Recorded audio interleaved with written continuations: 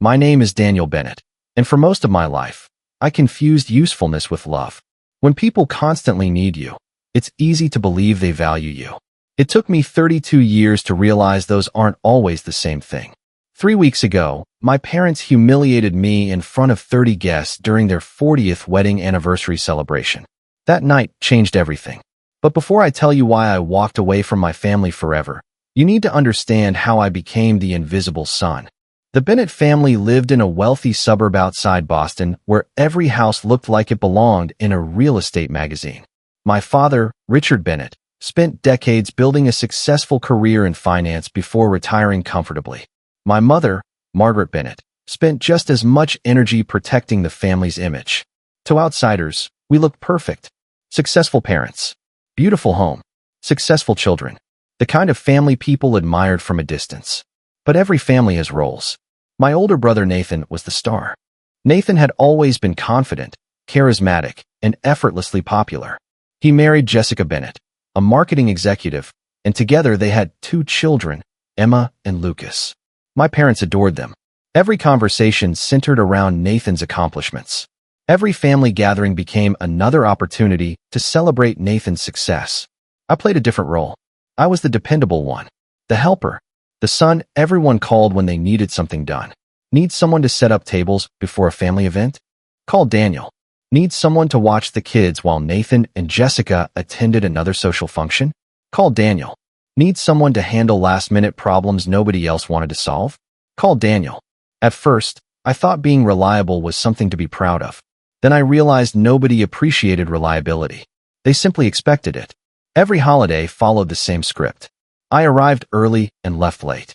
I cooked, cleaned, organized, and managed whatever needed attention. Nathan arrived just in time for dinner and somehow received all the praise. If he brought a bottle of wine, my parents talked about it for an hour. If I spent 12 hours helping prepare the event, nobody noticed. The imbalance became so normal that I stopped questioning it. Like gravity, it simply existed. The problem with being the family helper is that eventually people stop seeing you as a person. You become a service, a convenience, a solution to their problems. And that's exactly what happened to me. What nobody in my family knew was that I had built a completely separate life in secret. 3 years earlier, after a relationship ended and left me feeling completely lost, I discovered photography. It happened by accident. One afternoon, I walked into a used camera store and purchased an old camera with money I probably should have saved. That decision changed my life. I started photographing ordinary people, construction workers finishing long shifts, elderly veterans sitting alone in cafes, fishermen returning before sunrise, the overlooked people who quietly kept the world running while everyone else ignored them. Something about those subjects spoke to me, maybe because I understood what it felt like to disappear in plain sight. Photography quickly became my obsession, then my passion, then something much bigger. I created an anonymous online portfolio and began sharing my work. Slowly, an audience formed. Thousands of followers. Complete strangers who connected with what I saw through the lens. Yet I never told my family. Not once. The only person who knew was my Uncle Victor. Uncle Victor was my father's younger brother and the family outsider. 20 years earlier, he left Massachusetts and moved to California to open a cafe and ceramic studio. My parents treated him like a cautionary tale. I saw him differently. He was the only member of my family who genuinely listened when I spoke. Every Sunday evening, we talked. About life. About photography. About possibilities. 6 months before the anniversary party, I finally showed him my portfolio. His reaction stunned me. "Daniel," he said quietly, "you have real talent." Nobody had ever said that to me before. Not about anything. Then, 3 weeks before my parents' celebration, Uncle Victor called with unexpected news. A respected gallery owner in California had seen my work and wanted to discuss a possible exhibition. At first, I thought it was impossible. The kind of opportunity that happened to other people. Not me.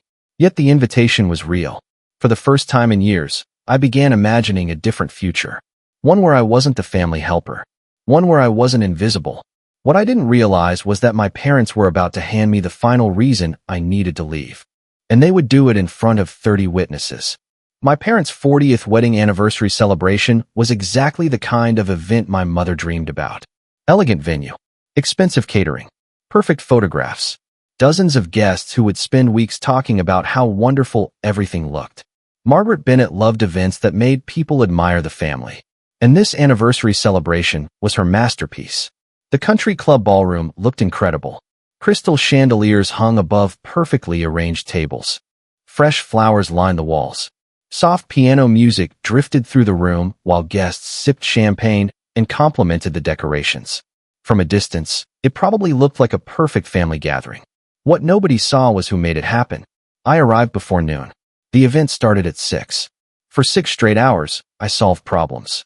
Missing place cards, catering issues, last-minute seating changes, audio equipment failures. Every crisis somehow became my responsibility. By the time guests started arriving, I was exhausted. Meanwhile, my older brother Nathan showed up 45 minutes before dinner wearing an expensive suit and carrying a bottle of wine. My mother immediately hugged him. "Nathan, you look fantastic." My father spent 10 minutes introducing him to guests. Nobody seemed particularly interested in the fact that I had spent the entire day making sure the event didn't collapse. Not that I expected them to notice. They never did. Around 7:30, my father stepped onto the stage and tapped a spoon against his champagne glass. The room gradually quieted. Everyone turned their attention toward him and my mother. They gave speeches, shared memories, told stories about their 40 years together. Guests laughed and applauded. Several people became emotional. Then my father announced a surprise. "Margaret and I have decided to celebrate this milestone with a family vacation." Excited murmurs spread across the room. My mother smiled proudly. 3 weeks in Europe. Applause erupted immediately.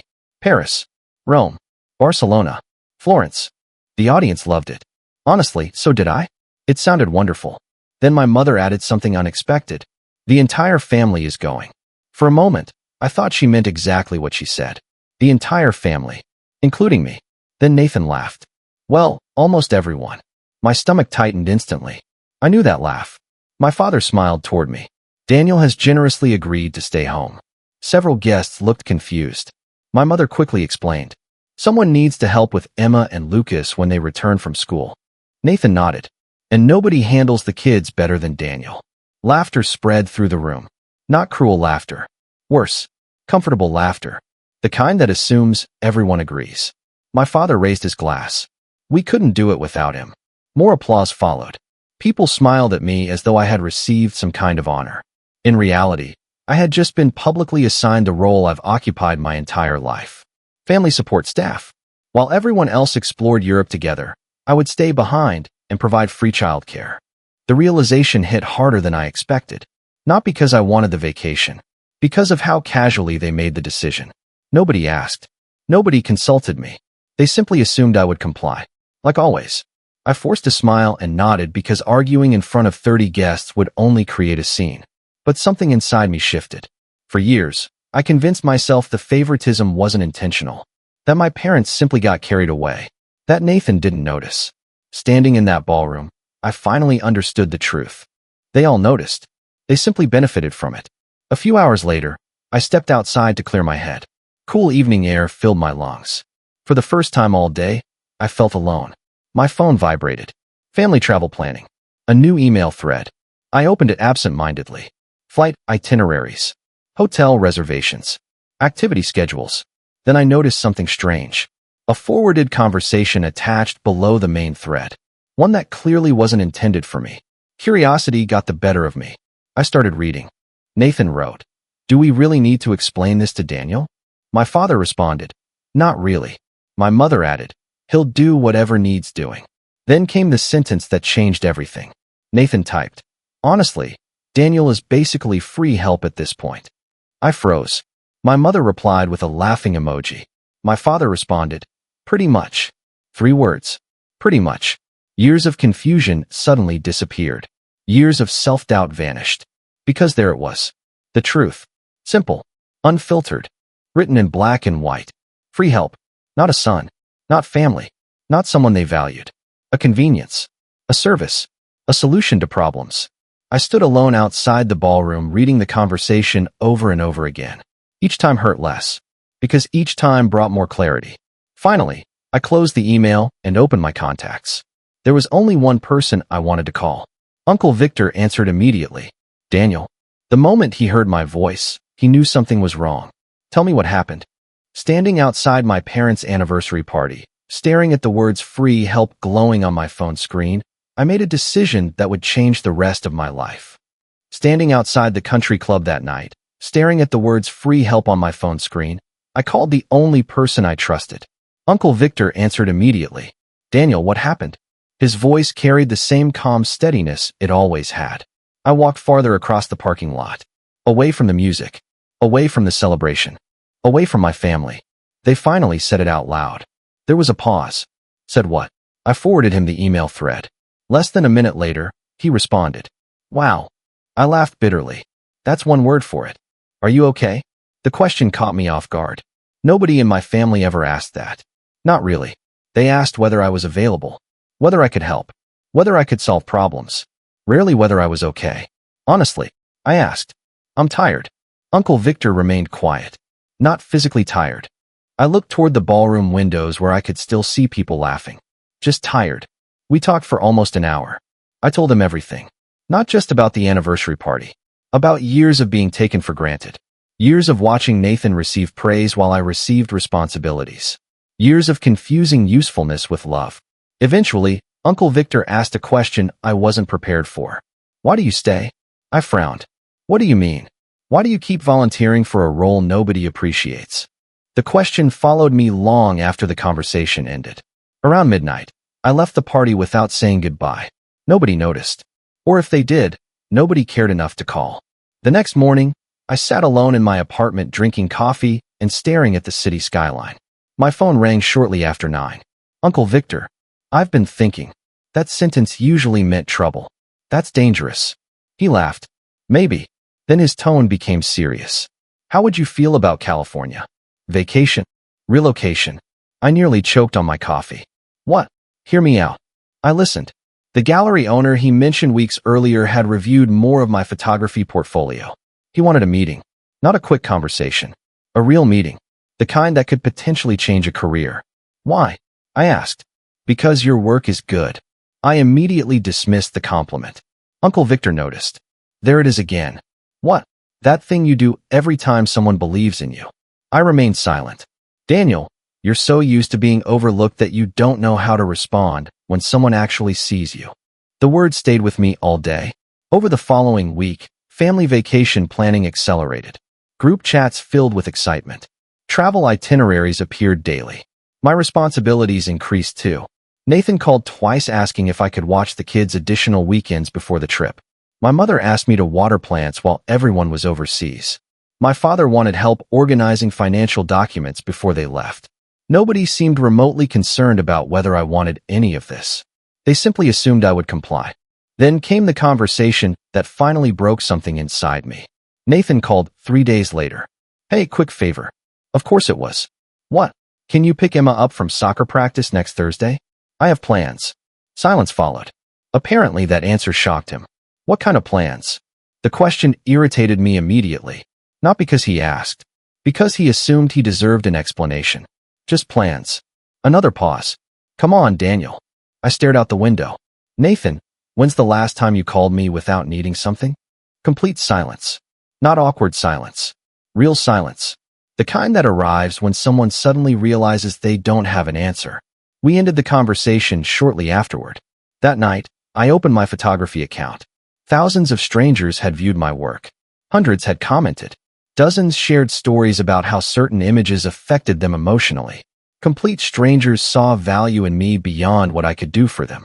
The contrast was impossible to ignore. Around midnight, I called Uncle Victor. He answered immediately. You've made a decision. It wasn't a question. Maybe. Try me. I took a deep breath. If I come to California. Yes. Can I stay for a while? His laughter filled the phone. As long as you want. For several seconds, neither of us spoke. Then I said the words that changed my future. Okay. Okay. I'm coming. The relief I felt surprised me. Not fear. Relief. Pure relief. Like I'd been carrying something heavy for years without realizing it. What I didn't know was that my family was about to leave for Europe, completely convinced nothing would ever change. They believed Daniel Bennett would always be available. Always dependable. Always waiting. They had absolutely no idea that within 2 weeks, I would disappear from their lives. And once I was gone, they were finally going to learn the difference between being appreciated and being taken for granted. 2 weeks after the anniversary party, I boarded a flight to California with 2 suitcases, my camera equipment, and no real plan beyond figuring things out as I went. For someone who spent his entire life being responsible, the uncertainty felt terrifying. It also felt amazing. When the plane landed in Monterey, warm ocean air rushed through the terminal doors. The feeling hit me immediately. Freedom. Not complete freedom, but enough to remind me it existed. Uncle Victor was waiting outside. The moment he saw me, he smiled. "You actually came." Apparently. He pulled me into a hug. Good. During the drive to Carmel, I stared out the window at the coastline. Everything looked different. The ocean, the weather, the pace of life. Most importantly, nobody here knew me as Nathan's younger brother. Nobody expected me to solve their problems. Nobody needed anything. Uncle Victor's house sat on a quiet street surrounded by gardens and pottery sculptures. It looked exactly like him. Creative, unconventional, comfortable. "Stay as long as you want," he said while carrying my bags inside. No pressure. The word stayed with me. No pressure. My entire life seemed built around pressure. Expectations, obligations, responsibilities. Suddenly, all of that felt far away. 3 days later, I met Ethan Walker, the gallery owner who had been reviewing my photography. His gallery occupied a beautiful space in downtown Carmel, filled with natural light and artwork. The moment I walked inside, my confidence disappeared. "Daniel Bennett?" Ethan approached smiling. "Good to finally meet you." We spent hours discussing my work. Not casually. Seriously. The way professionals discuss things that matter. Ethan studied individual photographs for several minutes at a time. He asked questions nobody had ever asked before. Why did I choose these subjects? What stories was I trying to tell? Why did I focus so heavily on ordinary people? By the end of the meeting, I felt emotionally drained. Then Ethan said something that completely changed my life. "I want to offer you a solo exhibition." I stared at him. "What? A solo exhibition? For me?" He laughed. "Yes, for you." My brain immediately started listing reasons why this was impossible. I wasn't famous. I wasn't established. I wasn't even sure I deserved it. Ethan listened patiently before interrupting. "Daniel." "Yeah. Stop talking about yourself like that." The statement caught me completely off guard. He pointed toward one of my photographs displayed on a screen nearby. A retired construction worker sitting alone at dawn. "You know why people connect with your work?" I shook my head. "Because you notice people most others ignore." His voice remained calm. "That's rare." For the next several weeks, my life revolved around preparing for the exhibition.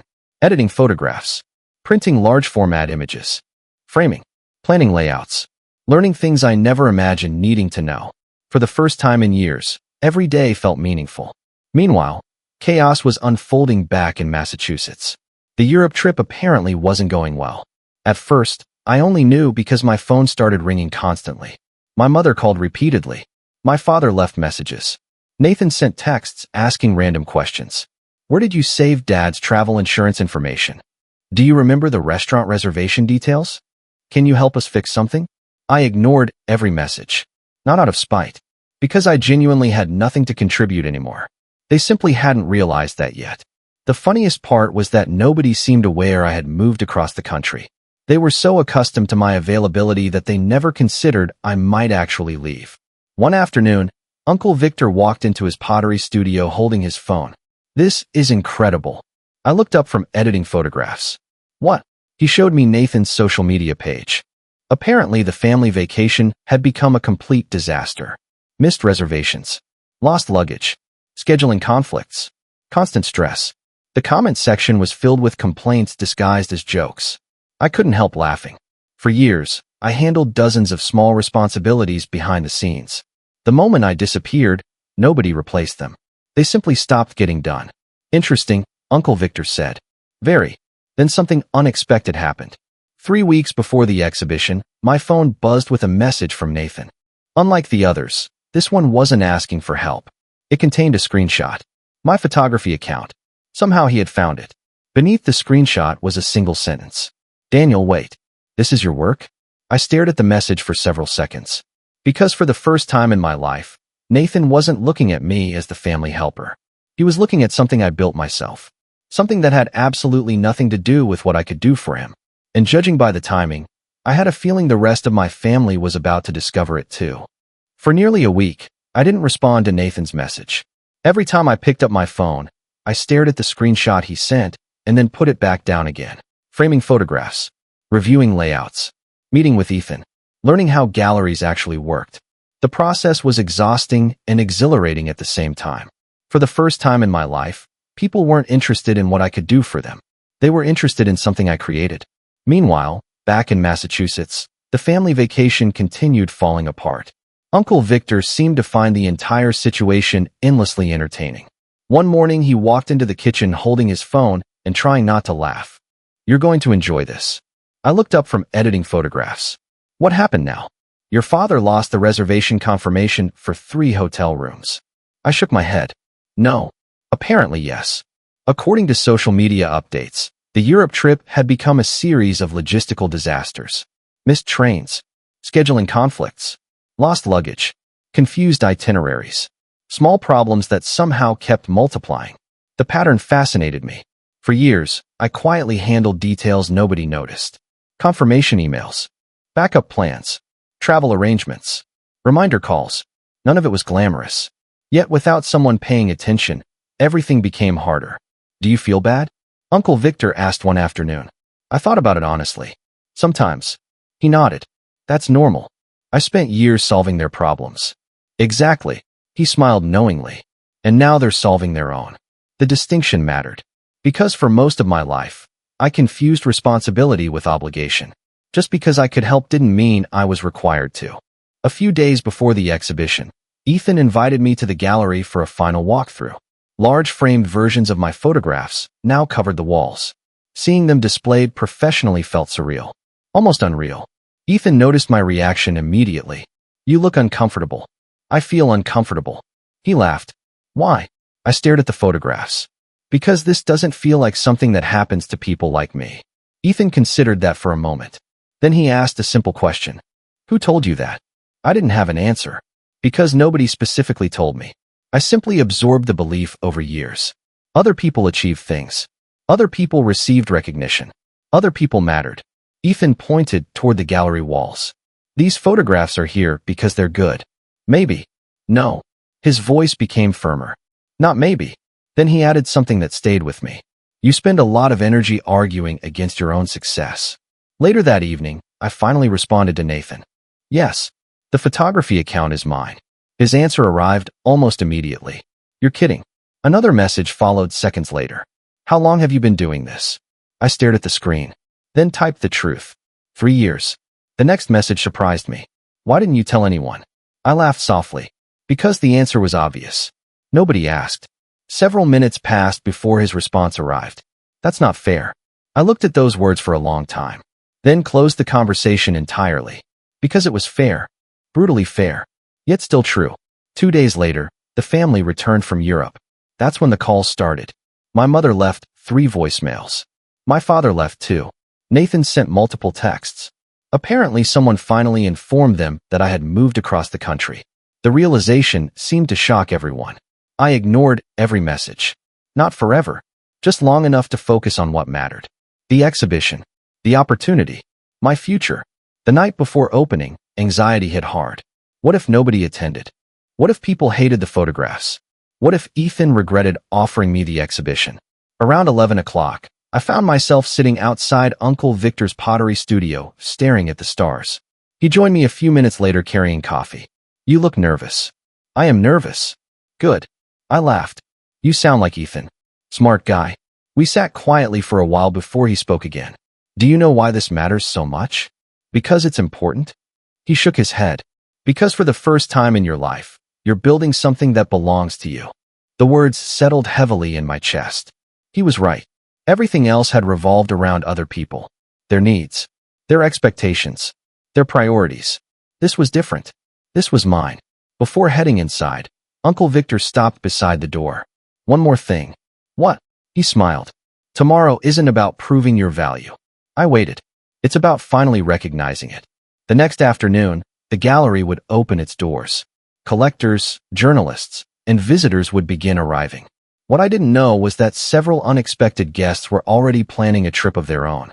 Because back in Massachusetts, Nathan wasn't the only one looking at my photography anymore. My parents had seen it too. And for the first time in their lives, they were beginning to realize how little they actually knew about their own son. The day of the exhibition arrived faster than I expected. After weeks of preparation, anxiety, and constant self-doubt, there was finally nothing left to do except open the doors. I arrived at Ethan Walker's gallery early that morning carrying more nervous energy than I knew what to do with. Sunlight poured through the windows, illuminating every photograph displayed throughout the space. For several minutes, I simply stood there staring. Not because I couldn't believe the photographs were hanging on gallery walls. Because I couldn't believe they were mine. You look like you're about to throw up.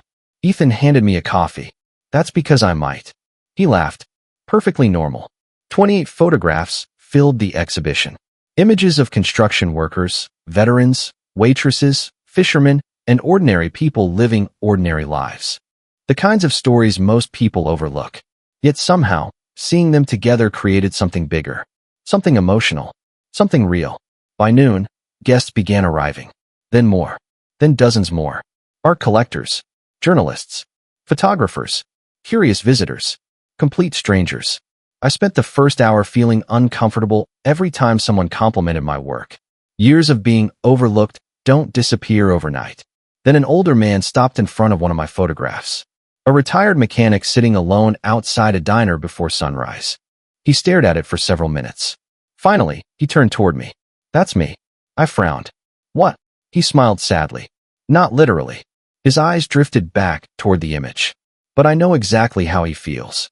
For the first time, I understood why the photographs mattered. They weren't about technical skill. They were about recognition. About helping people feel seen. The realization changed everything. By mid-afternoon, photographs started selling. The first sale felt surreal. The second felt impossible. The third nearly made me emotional. Not because of the money. Because strangers were connecting with something I created. Ethan noticed immediately. Feels different, doesn't it? Very. He smiled knowingly. Welcome to being appreciated. Around 4 o'clock, a local newspaper requested an interview. Then another publication. Then a photography podcast. Suddenly, everyone wanted to hear my story. The irony wasn't lost on me.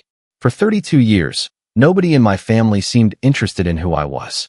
Now complete strangers were asking questions they never bothered to ask. Then my phone started vibrating. Constantly. I ignored it at first. Then curiosity got the better of me. Nathan. Mom. Dad. Nathan. Mom. Unknown number. Nathan again. Something was clearly happening. I stepped into a quieter corner and opened the latest message. Daniel, where are you? Another arrived immediately. We need to talk. Then another. Please answer your phone. A strange feeling settled in my stomach. Before I could respond, Ethan approached. Looks like you have company. My heart immediately sank. Slowly, I turned toward the entrance. Standing near the gallery doors were 4 people I hadn't seen since the anniversary party. My parents. Nathan. Jessica. For several seconds, nobody moved. The expression on their faces said everything. Shock. Confusion. Disbelief. My mother stared at the photographs lining the walls. My father looked completely stunned. Nathan seemed speechless. Jessica appeared uncomfortable. Then I understood. They had found the exhibition online. They weren't here because I invited them. They were here because they discovered something they never expected to discover. Me. Slowly, my mother walked forward. Daniel. Her voice sounded uncertain. Fragile. Hi, Mom. She looked around the gallery again. At the photographs. At the sold markers beneath several pieces. At the crowd filling the room. Then back at me. This is yours. The question almost made me laugh. Yes. My father finally spoke. We had no idea. The sentence hit harder than he intended. Because it perfectly summarized our relationship. They had no idea. Not because I hid who I was. Because they never looked closely enough to find out. Nathan stepped forward next. Daniel. His voice sounded different than usual. Less confident. More human. These photographs are incredible. The compliment felt sincere. Around us, visitors began paying attention. Conversations quieted. People sensed something important was happening. Ethan stood nearby watching carefully. The atmosphere felt fragile. Then my mother asked the question I should have expected. Why didn't you tell us? I looked at her for several seconds. then at the gallery, then at the photographs that changed my life. Finally, I answered honestly. Would you have cared? Silence immediately filled the room. Nobody answered, because everyone knew the truth. Yet what my family didn't realize was that this conversation was only getting started. And before the exhibition ended, they were about to hear a story about themselves they had spent years trying not to see. The silence after my question filled the gallery. Would you have cared? Nobody answered, because nobody could. The photographs hanging on the walls had already answered for them. They represented 3 years of work, growth, and achievement that my family somehow knew nothing about. Not because I hid it, because they never looked. My mother was the first to break eye contact. My father stared at the floor. Nathan shifted uncomfortably. Around us, visitors continued studying photographs while obviously listening to every word. Ethan stood quietly near the reception desk, giving me room to handle things myself. Finally, Nathan spoke. That's not completely fair. I raised an eyebrow. No, we didn't know. I almost laughed. Exactly. He frowned. What does that mean? I looked around the gallery before answering. It means you didn't know. My father finally joined the conversation. Because you never told us. There it was. The familiar argument. Somehow my absence of disclosure had become the problem. Something inside me clicked into place. Dad, what? What's my favorite movie? He blinked. What? My favorite movie. Silence. I continued. What's my favorite food? Nothing. When's the last time you asked about something I cared about? No answer. My mother looked uncomfortable. Nathan stared at the floor. I didn't hide my life from you. My voice remained calm. You just weren't paying attention. The words landed heavily. Around us, several guests stopped pretending not to listen. My mother opened her mouth to respond. Then Nathan surprised everyone. He's right. Every head turned toward him, including mine. Nathan looked miserable. He's right. My father frowned. Nathan. No. His voice shook slightly. He is. For the first time in my life, I saw genuine guilt in my brother's eyes. Not defensiveness. Not excuses. Guilt. I knew. He looked directly at me. Maybe not everything, but enough. My stomach tightened. Nathan. I knew Mom and Dad expected different things from us. He swallowed hard. And I let it happen. Silence filled the gallery again. Nathan wiped a hand across his face. Do you know how many times Emma asked why Uncle Daniel wasn't coming to Europe? Nobody answered. Every day. His voice cracked. Every single day. My mother looked away. My father remained silent. Jessica stared at the floor. The entire dynamic shifted. Suddenly, this wasn't about photographs anymore. It was about honesty. Real honesty. The kind families spend years avoiding. My father slowly lowered himself onto a nearby bench. He looked exhausted. We didn't realize. I immediately interrupted him. Please don't. He looked up. Daniel, don't tell me you didn't realize. My voice stayed calm. You announced to 30 people that I was staying home while everyone else went to Europe. Silence. You laughed at an email calling me free help. More silence.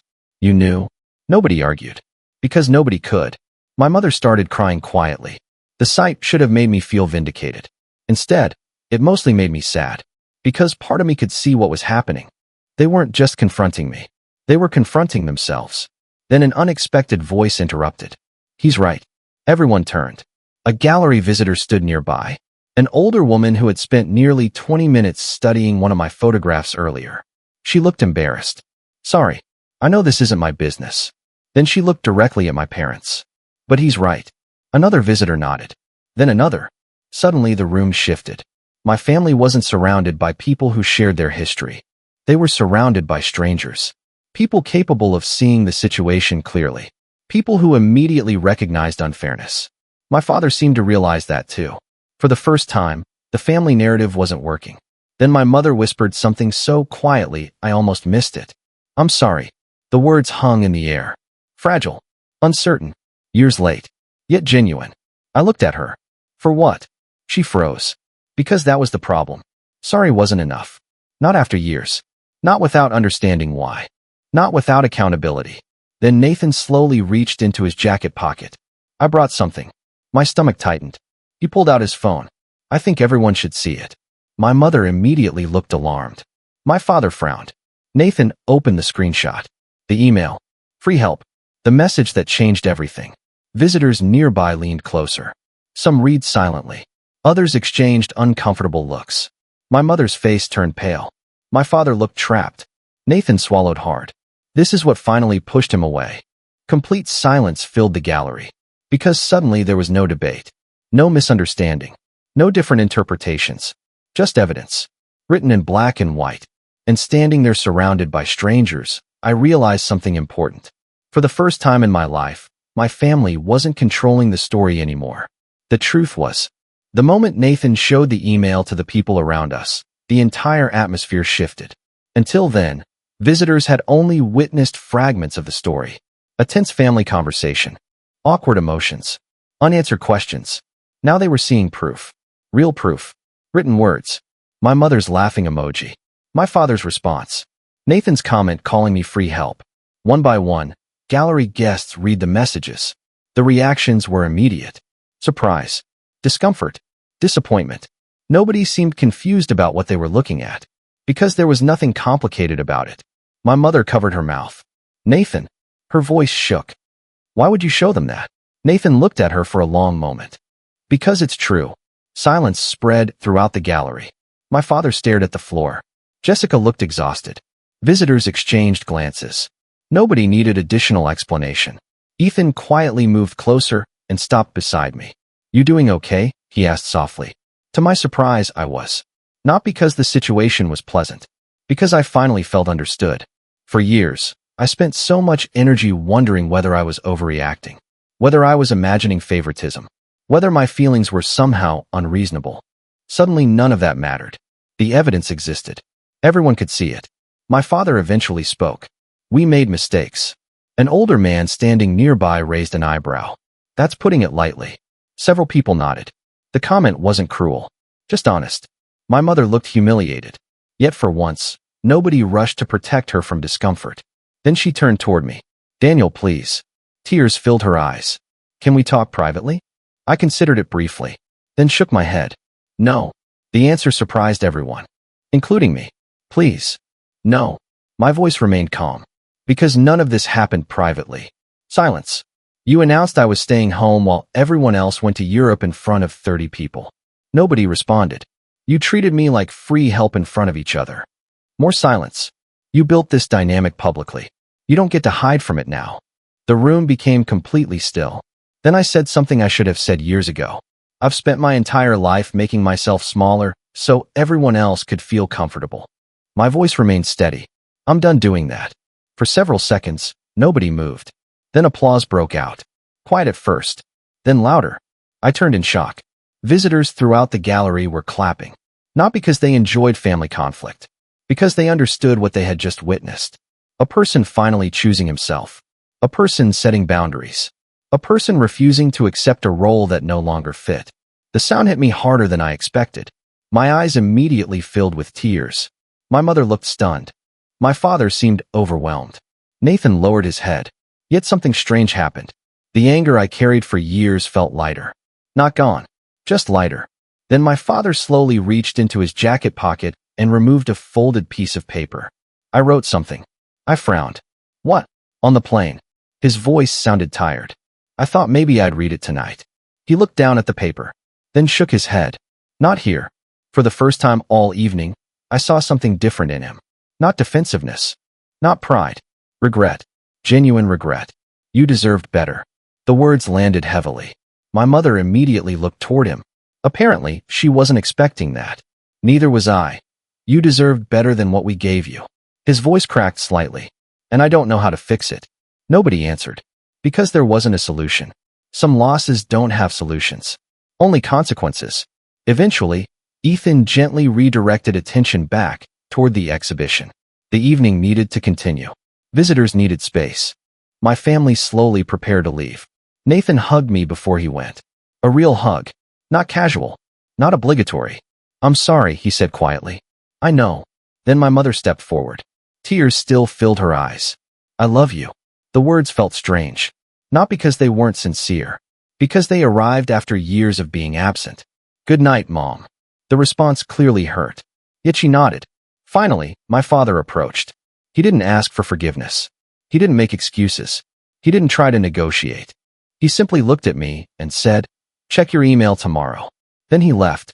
I watched my family walk out of the gallery and assumed the confrontation was over.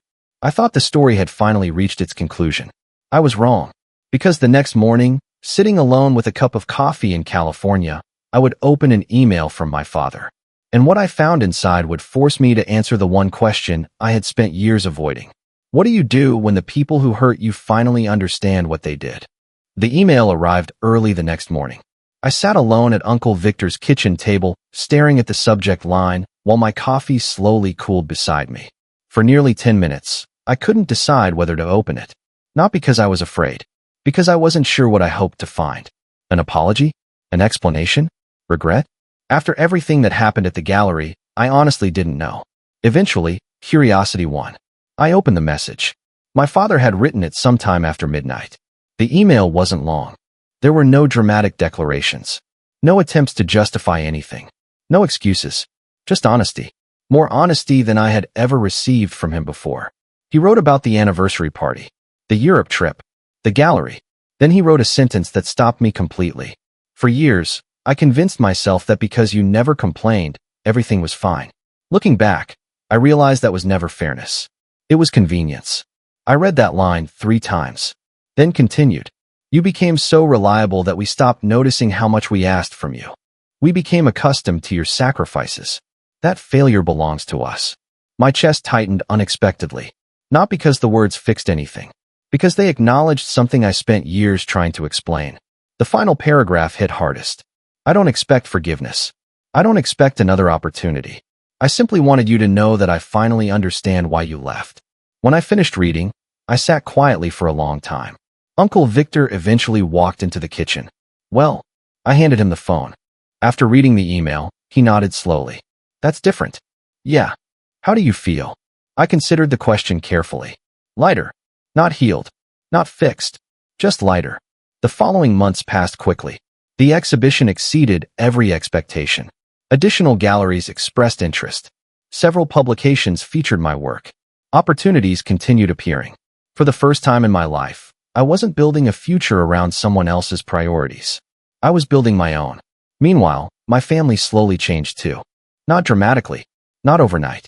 Just gradually. My parents continued sending occasional emails. They stopped asking for favors. Stopped assuming access. Stopped expecting immediate responses. Instead, they asked questions. Real questions. About photography. About California. About my life. Sometimes I answered. Sometimes I didn't. The difference was that the choice finally belonged to me. Nathan and I rebuilt our relationship more quickly than anyone expected. One evening during a video call, he admitted something surprising. I used to think you had it easier. I laughed. Seriously? He nodded. You never seemed bothered by anything. The statement explained so much. Nathan, I wasn't okay. He looked down. I know that now. Neither of us spoke for several seconds. Some conversations don't need additional words. About 8 months after the exhibition, I returned to Massachusetts for the first time since moving away. Not because my family asked me to. Because I wanted to. That distinction mattered. We met for lunch at a small restaurant near Boston. Nothing dramatic happened. No emotional speeches. No grand reconciliation. Just conversation. Real conversation. My father asked about photography. My mother asked about California. For the first time in years, they seemed interested in who I actually was instead of what I could do for them. It felt strange, but good. Before leaving, my father handed me a small notebook. Inside were old photographs, newspaper clippings, and handwritten memories from my childhood. On the final page, he had written a note. We spent too much time appreciating what you did and not enough time appreciating who you were. I read that sentence 3 times before closing the notebook, because somehow it captured everything. A year later, my second gallery exhibition opened. It was larger than the first. More successful. More ambitious. Standing inside the crowded gallery during opening night, I found myself thinking about my parents' anniversary party. The event that started everything. If they hadn't humiliated me that night, I probably never would have left. I would have remained available. Helpful. Dependable. Invisible. Instead, I walked away. And walking away taught me something important. Sometimes leaving isn't about punishment. Sometimes it's about survival. Sometimes distance reveals truths that proximity hides. Sometimes the healthiest thing you can do is stop sacrificing yourself for people who mistake your kindness for obligation. Today, my relationship with my family exists on entirely different terms. The boundaries remain. The expectations don't. We speak honestly now. We communicate as adults. Not perfectly, but better. Much better. Last month, Emma asked if she could spend part of her summer in California. Apparently, she wants to learn photography. Nathan claims she carries a camera everywhere she goes. The thought makes me smile. Because maybe that's what healing actually looks like. Not dramatic forgiveness. Not perfect endings. Small changes. Better choices. New patterns. Looking back, most people focus on the gallery confrontation, the anniversary party, the free help email, the public embarrassment. But none of those things were the real story. The real story was about a man who spent 32 years believing his worth came from what he could provide. Then he finally discovered that his value existed long before anyone recognized it. My parents humiliated me at their wedding anniversary, so I left forever. The irony is that leaving wasn't the end of my story. It was the beginning of it. And the most important lesson I learned is this. The people who only value your usefulness will panic when you finally discover your worth.